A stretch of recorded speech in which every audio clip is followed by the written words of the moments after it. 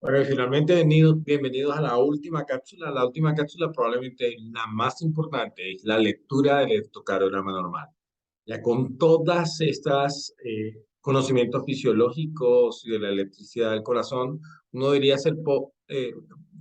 tener la capacidad de leer un electrocardiograma de forma normal, y para eso hay que ser sistemático. Tratar de seguir pasos claros, pero también claves pequeñas que pueden hacer el diagnóstico de lo que quieres. Y primero, obviamente, saber que en el electrocardiograma no hay anormalidad. Es probablemente uno de los principales diagnósticos, y en enfermedad de Chagas es uno de los principales diagnósticos. Es básicamente lo que separa al paciente que no tiene afección miocárdica del que sí. Y hay que saber interpretar el electrocardiograma dentro de la normalidad. Ya sabemos que la P es la despolarización de las aurículas, el QRS es la despolarización del ventrículo con sus tres vectores, el vector septal, el gran vector de despolarización del ventrículo izquierdo y la cresta terminales, y la T es la repolarización de los ventrículos. Eso forma intervalos y segmentos. El intervalo más importante es el PR, que involucra la onda P y el inicio de la onda Q. El segmento PR, que es la terminación, este no incluye ondas, los segmentos no incluyen son ondas, la terminación de la onda P y el inicio de la onda Q. El segmento ST, que es la finalización de la onda S y el inicio de la onda T. El complejo QRS y finalmente uno muy, muy, muy importante, que es el intervalo QT, que sí incluye ondas, que es desde el inicio de la Q hasta la final de la T. Así que eso básicamente es lo que normalmente uno encuentra en un electrocardiograma normal. Y todo se puede medir. Y todo tiene calibres y lo que se considera como dentro de los límites normales. Hay otro intervalo interesante, que es el que va entre una onda R y otra onda R. Ese es el intervalo RR, ¿sí? Que básicamente es un ciclo a otro ciclo, ¿no? Un latido a otro latido. Y otra cosa interesante es cómo vamos a medir en el papel cuadriculado qué es lo que significa y cómo vamos a cuadrar el electrocardiograma cuando lo tomamos, pero eso lo vamos a ver un poquito más adelante. Lo que tenemos que ver es el ritmo, ¿cierto? El ritmo tiene varias características. El ritmo normal del corazón es el que se origina en el nodo sinusal. En un corazón normal, eh, el primer impulso automático se origina en el nodo sinusal, que está arriba y a la derecha. Entonces, en general, estas son las reglas del ritmo sinusal. La frecuencia debe estar de 60 a 100 por latidos por minuto. En general, los intervalos PR son constantes y menores a 0,20 segundos, 200 milisegundos. En general, los intervalos PP o los intervalos RR son constantes. El QRS el RR es muy constante, el latido y latido es muy constante. Pueden haber pequeñas variaciones en lo que se llama arritmia sinusal, pero el RR es muy constante. Toda onda P debe ser seguida de un complejo QRS. En algunos casos la P está en el QRS o está después. Eso es bien interesante, pero no se confundan con eso. Se ven ciertas arritmias, pero en general onda P debe ir seguida de un complejo QRS. Y onda P negativa en ABR y positiva en D2. Y esta es una de las más interesantes. Yo les tuviera que preguntar cuál es de estas características la única que es obligatoria. Las demás podrían no ser obligatorias. ¿Cuál es la única obligatoria en todas? Y es esta. La onda P debe ser negativa en ABR y positiva en D2.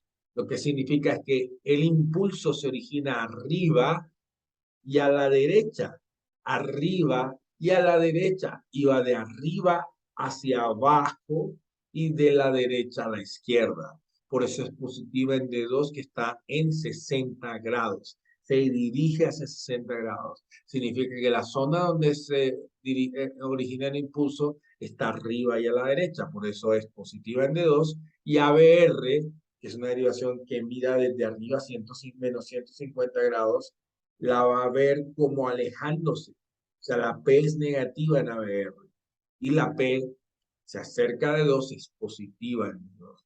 Y eso significa que de donde se esté originando el impulso, que de arriba y a la derecha, y arriba y a la derecha queda el nodo sinusal. Así que esta es la característica más importante del nodo sinusal. Uno puede tener RR fijos y a pesar de eso no ser sinusal.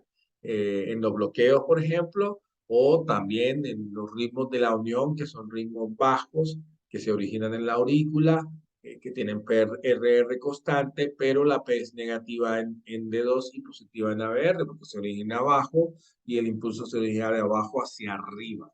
Así que ese es un clásico ritmo en donde los RR son constantes, la frecuencia puede estar en 60 y 100 latidos, y a pesar de eso no es sinusal porque no se origina en el nodo sinusal. Otra cosa interesante es que la frecuencia entre 60 y 100 no es un criterio realmente de ritmo sinusal o no, es un criterio de ritmo. Menos de 60 es bradicardia y puede ser sinusal si tiene los demás criterios. Más de 100 es taquicardia y puede ser sinusal si tiene los demás criterios, sobre todo P negativa en ABR y positiva en D2. Así que esa es la forma de saber que un ritmo es sinusal. Ya van a ver electros en donde ustedes van a decir P negativo P positivo en D2, negativo en AR, lo único que tienen que ver y de una vez hacen el diagnóstico del ritmo sinusal. Si los RR son variables, eso es otra cosa diferente, y no ven una P, probablemente tiene otros dos ritmos. La RR variable solo tiene tres posibilidades de ritmo: fibrilación auricular, flúter auricular y la topia auricular o taquicardias atriales que también producen dolor. La frecuencia, eso es bien interesante. Y una cosa importante que tienen que saber es por qué utilizamos el papel milimetrado. Y el papel milimetrado se utiliza precisamente para medir eso. Y se usa constante, es una velocidad constante, que son 25 milímetros por segundo. Cada papel milimetrado, cuando medimos la velocidad a 25 milímetros por segundo, y eso es súper importante que ustedes vean en el electro, significa que cada 25 cuadritos pequeños son un segundo. 25 milímetros por segundo. ¿Sí? Cada cuadrito, cada cuadrito pequeño, la función de los cuadritos pequeños, en general 25 entre un segundo, es de 0.04. Cada cuadrito pequeñito está contenido en un cuadrito grande de 5, tendrá 0.04 segundos. Que más otro cuadrito, 0.04, 0.08, 0.04 más 0.08, 0.012, 0.04 más 0.12 es 0.16, más 0.04 es 0.2. O sea, cada cuadrito grande tiene aproximadamente 0.2 segundos. 5 cuadritos grandes tendrán un segundo. 0.2 más 0.2 más 0.2 más 0.2 más 0.2, un segundo. Entonces, en general, 25 milímetros por segundo. Y eso es súper importante para determinar la frecuencia cardíaca. Por otro lado, la sensibilidad, la ganancia del electrocardiograma es 1 milivoltio. Se puede medir a medio milivoltio, pero es 1 milivoltio. Así utilizamos, así que un cuadrito grande es medio milivoltio, pero la sensibilidad en general son 2 cuadritos. 1 milivoltio y 25 milímetros por segundo. Eso es súper importante. 25 entre 1, 0.04 segundos. Cada cuadrito pequeño tiene 0.04 segundos. Y cada cuadrito grande que contiene 5 pequeños, 0.12. Así que con eso hay varias formas como lo podemos hacer. Primero, midiendo cada pico de la R con el otro, el RR. Mirar el número de cuadritos pequeños entre ellos. Este número de cuadritos pequeños se puede dividir entre 1500, que es una constante, y te da la frecuencia cardíaca. O los números de cuadritos grandes, que se puede dividir entre 300 y te da la constante. Entonces acá en este lado, acá hay 3 cuadritos grandes, 1, 2, 3, entre 300, eso da 100. Y esa es la frecuencia del corazón de ese paciente, ¿no? Entonces, miren esto, entonces hay una constante y esto lo puedo utilizar, un cuadrito grande, si el RR quedara entre un cuadrito grande, la frecuencia estaría absolutamente acelerada en 300, si fueran 250, si fueran 300, si son 475, si son 560, si son 650, si son 742 y si son 838. Así que También eso es fácil de aprender, pero en general, número de cuadritos pequeños entre 1500, número de cuadritos grandes entre 300, y van a tener rápidamente la frecuencia cardíaca. Con esta fórmula es rápido. En el electro, en el número de cuadritos grandes, siempre y cuando estés en 25 milímetros por segundo, tienes rápidamente la respuesta. Otra es el eje, y este es bien interesante cómo lo van a calcular. En general, si la P es positiva en D2 y negativa en ABR, el eje es el eje está normal. ¿Qué es un eje normal? Un eje entre 90 y menos 30 grados aproximadamente. ¿Sí? Y hay varias formas de calcular el eje. En general, normal, lo que les dijo, entre 90 y menos 30. Un eje a la izquierda es mayor de menos 30, aunque este se considera eje izquierdo, y este entre 120 y 90, eje derecho, puede ser también normal, está en el rango de la normalidad, desviado hacia la derecha más de 120, desviado hacia la izquierda más de menos 30, y un eje extremo es el que está en el cuarto cuadrante, más o menos a menos 150, menos 120. ¿Cómo se puede determinar el eje del corazón? Hay varios métodos. Uno es utilizar la isobifásica, ver la onda isobifásica, la onda que tiene una Q y una R igual. Normalmente siempre hay una, y si encuentras esa, la perpendicular a esa derivación, por ejemplo, si es de 1, la perpendicular es ABF.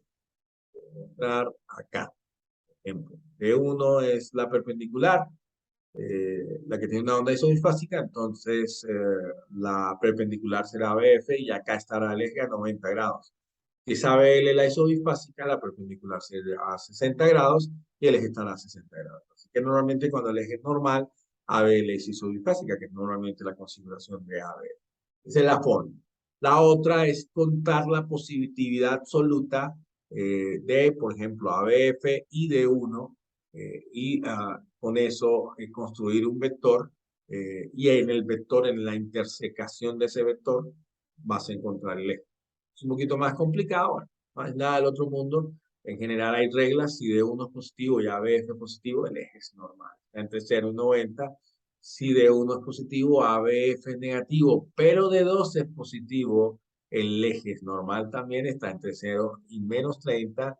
Si D1 es positivo y ABF es negativo, el eje está entre menos 30 y menos 90 y está desviado hacia la izquierda cuando D2 no es positivo, negativo. Y cuando el eje es positivo en ABF, ¿sí? Y no es positivo en D2, en D2 es negativo, hay desviación a la derecha. Y cuando D1 y ABF son negativos y ABR es positivo, hay una desviación extrema a la derecha, y eso también es anormal y patológico. Conducción AB, es bien interesante. La conducción AB se mide midiendo el segmento PR, que es la finalización de la onda P hasta la Q, y lo normal es que eso mida menos de 200 milisegundos. Cuando mide más de 200 milisegundos es anormal. En un ritmo sinusal normal, el segmento PR está en aproximadamente 200 milisegundos. Si es más de eso, se considera un bloqueo AB de primer grado. Si el ritmo del PR se prolonga en un latido, se prolonga, miren acá, se prolonga en un latido, se prolonga más en el otro latido, se sigue prolongando hasta que un impulso se bloquea. Eso es un bloqueo auriculoventricular MOVIX 1, ¿sí? Grado 2, MOVIX 1. Se llama el famoso bloqueo fenómeno de Wenckebach. El bloqueo auriculoventricular de segundo grado, MOVIX 2, siempre tiene una P que se bloquea de forma constante. No se prolonga, sino que siempre se bloquea. Y en el bloqueo auriculoventricular de tercer grado o completo, el ritmo atrial está totalmente disociado al ventricular y hay bradicardia extrema. En este caso, los pacientes tienen frecuencia de menos de 40 normalmente y no hay una correspondencia entre la P y el QRS. Pueden estar en casi cualquier lado, como en este caso, la P puede caer en el QRS, puede estar antes, puede estar después, pero la P tiene un ritmo propio y el QRS tiene un ritmo propio. Están absolutamente disociados. Lo que va a haber de tercer grado.